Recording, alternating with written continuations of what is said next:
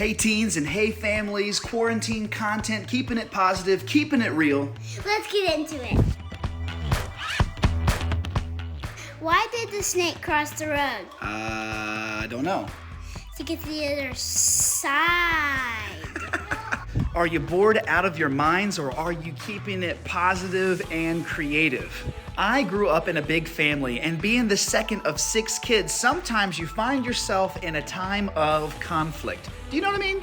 Growing up, did you ever have a sibling that was bigger and stronger than you? They would sit on you and then, hilarious to them, take your own hands and smack your own face and say those infamous words, "Stop hitting yourself." I can relate, but I can also confess that trend passed down from sibling to sibling. Do you know what I mean?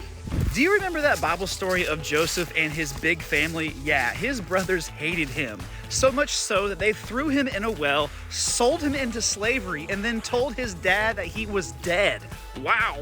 Years later, those brothers had the shock of their life to find out that their little brother Joseph became the second most powerful man in the entire world at the time. If you were Joseph and you came face to face with those that did you wrong, and you had the power and authority to execute judgment, what would you do? What would you say?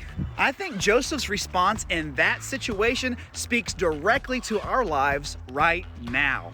This is what Joseph said to his brothers in Genesis 50, verse 19 and 20. Joseph said to them, "Do not be afraid, for am I in the place of God? But as for you, you meant evil against me, but God meant it for good, in order to bring about as it is this day, to save many people alive." How do you think Joseph would have responded to that if you told him that any other time than in this moment? Yeah, Joseph, your brothers hate you, they lied about you, your father thinks you're dead, you got dragged off into slavery, you got misaccused, and by the way, God's gonna use this for good.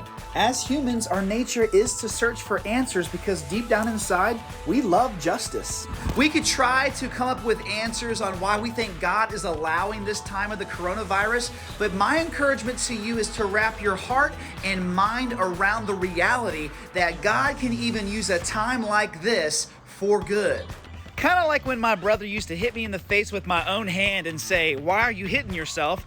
God can even use terrible and bad and painful things for the good in our lives. 2,000 years ago, God in the flesh, Jesus Christ, took on the most evil upon himself to be able to set us free from our sin and separation from God.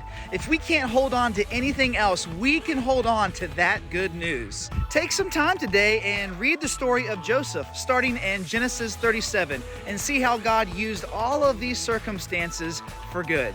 Teens and families, we truly love you and miss you, and we hope to see you soon.